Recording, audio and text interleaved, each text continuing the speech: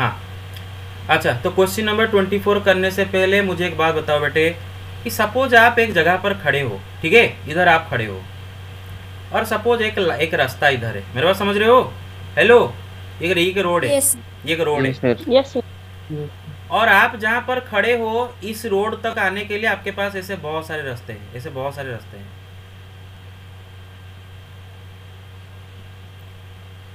और उनमें से ये वाला रास्ता परपेंडिकुलर रास्ता है, मतलब इस रास्ते के साथ परपेंडिकुलर है।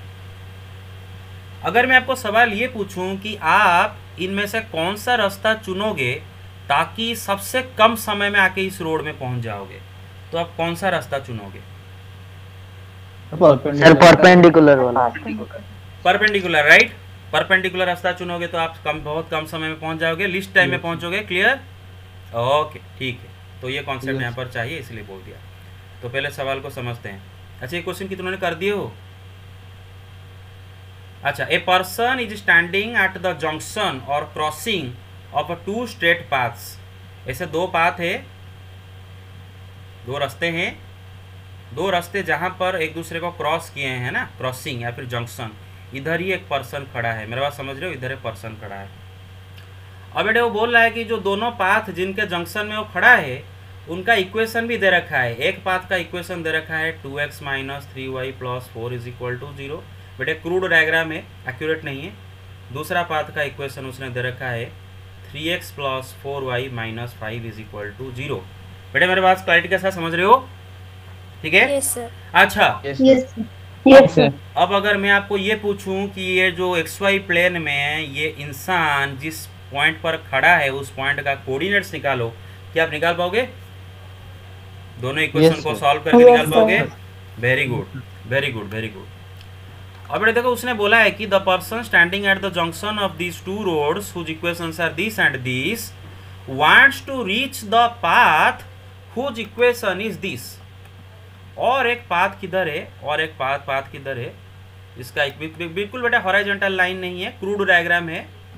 और एक लाइन है जिसका, और एक पाथ है, और वो पाथ का इक्वेशन उसने दे रखा है 6x minus 7y plus 8 is equal to 0। अब बोल रहा है ये पर्सन इस पाथ तक पहुंचना चाहता है, ये पर्सन इस पाथ तक पहुंचना चाहता है in the list time, in the list time, सबसे कम समय में पहुंचना चाहता है। तो आपको पता है ना ये परपेंडिकुलर पाथ ही चुनेगा, राइट। इससे परपेंडिकुलर रास्ते जो होगा उसी से आएगा। मेरे बात समझ रहे हो? Yes sir. क्योंकि लिस्ट टाइम में पहुंचना चाहता है। Yes sir. यस।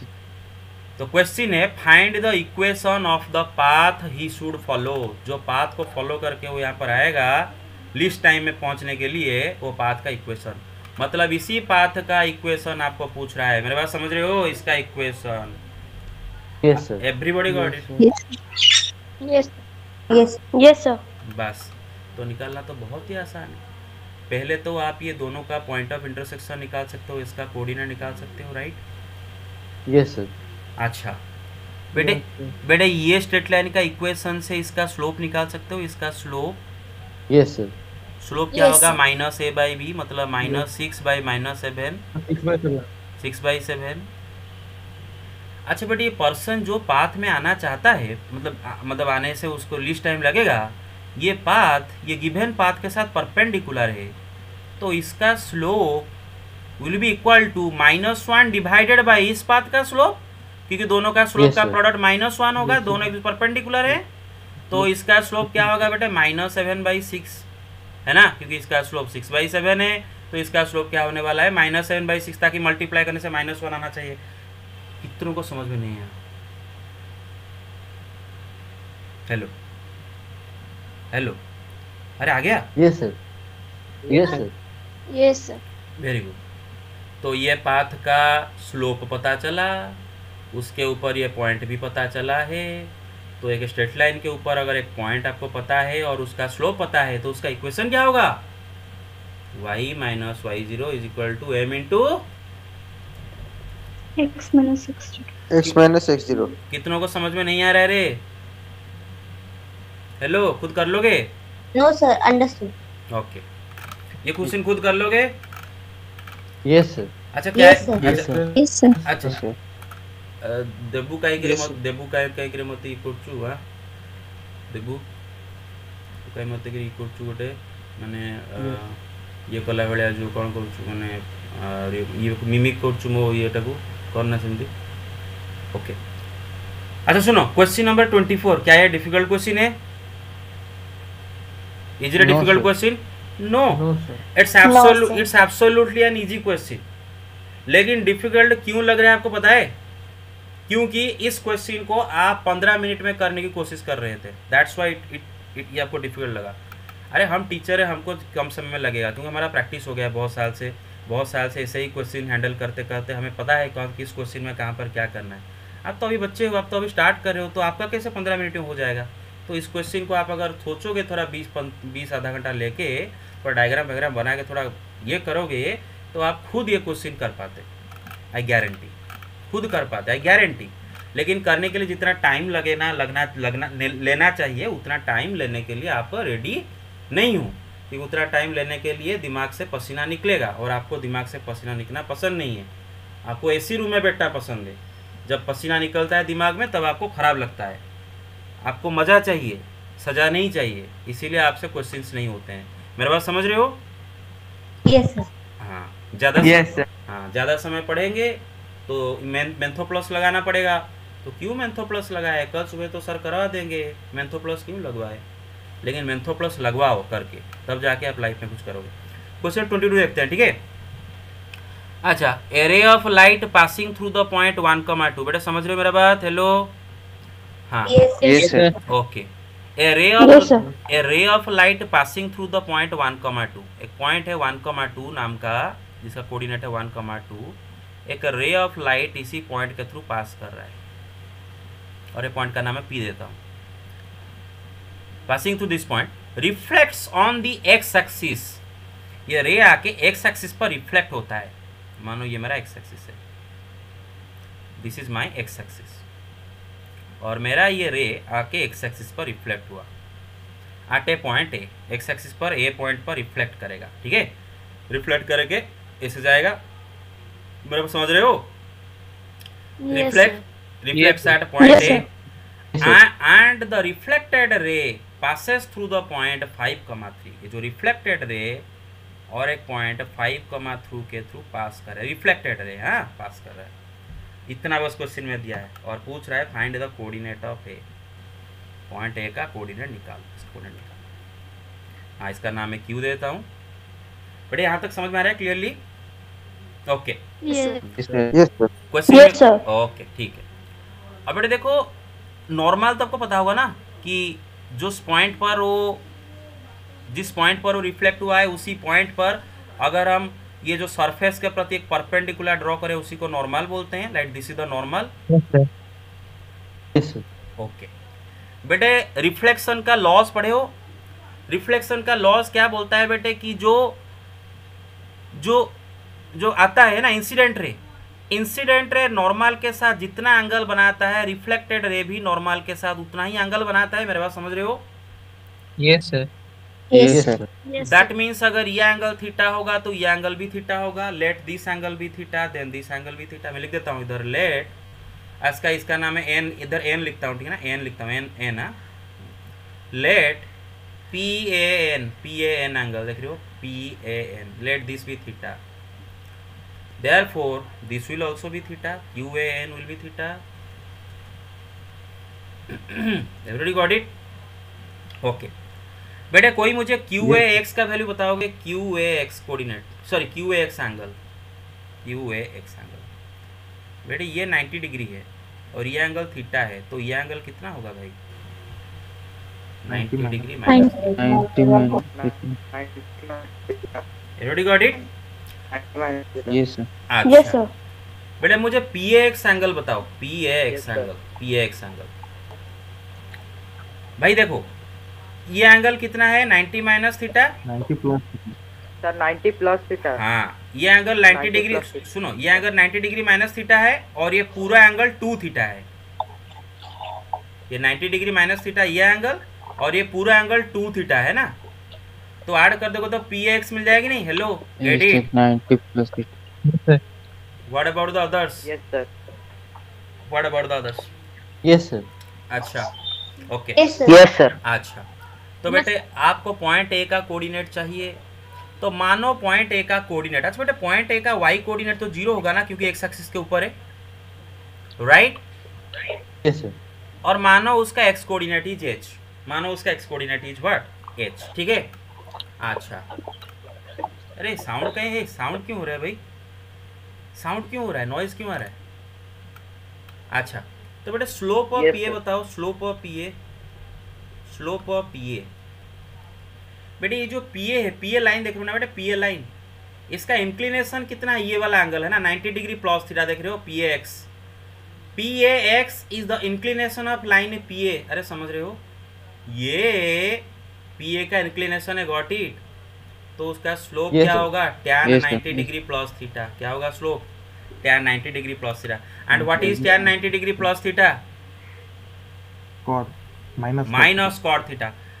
अरे भाई 90 डिग्री है वाई एक्सिस पर, इसीलिए टैन चेंज हो गया कॉट पे, 90 डिग्री प्लस लिखा है, मतलब 90 डिग्री से एंटी क्लॉकवाइज में आओगे तो कौन से क्वाड्रेंट में पहुंचोगे, सेकंड क्वाड्रेंट में। सेकंड क्वाड्रेंट में टैन होता है नेगेटिव, इसीलिए लगाया है माइनस, पहले टैन चेंज हुआ फिर टैन नेगेटिव, तो दोनों को मिला के ये आया माइनस कॉट थीटा, क्लियर। अच्छा, इज इक्वल टू बेटे स्लोप ऑफ पी हम और कैसे निकाल सकते हैं, पी ए दोनों का कोऑर्डिनेट्स में पता है, तो 2 minus 0 by 1 minus H, 2 minus 0 by 1 minus H, y1 minus y2 x1 minus x2, 2 minus 0 by 1 minus H, right? Yes sir. मतलब 2 बाई 1 माइनस एच, ये वैल्यू आया। अच्छा, स्लोप ऑफ क्यू ए का स्लोप बेटे, क्यू ए 90 माइनस थीटा। हाँ, Q A का inclination क्या है बेटे, 90 डिग्री माइनस थीटा है ना, तो उसका स्लोप क्या होगा, tan 90 degree minus theta. Yes sir. और tan 90 डिग्री माइनस थीटा क्या होता है रे, कॉट कॉट थीटा होता है, कॉट थीटा कॉट थीटा होता है ना, थीटा। बस। अच्छा बेटे क्यू ए का स्लोप और कैसे निकाल सकते हो, क्यू ए का स्लोप और कैसे निकाल सकते हो, दो पॉइंट दे रखा है, y1 minus y2 x1 minus x2, right, 3 minus 0 by 5 minus H, अरे समझ रहे हो, yes sir, yes sir, yes sir. 3 by 5 minus. Yes sir. अच्छा, अगर बेटे आप देखो माइनस कॉट थीटा का वैल्यू है 2 बाई 1 माइनस एच, खाली कॉट थीटा का वैल्यू है 3 बाई, लिख देता हूँ इधर, खाली कॉट थीटा का वैल्यू है 3 by 5 minus H, and minus cot theta का वैल्यू, इधर देखो माइनस कॉट थीटा का वैल्यू आ रहा है 2 बाई 1 माइनस एच, तो ये एक equation.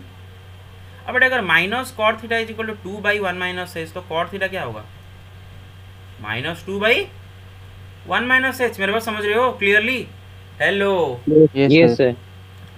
What about the others, yes sir. Everybody got it, yes sir. Yes sir. Okay,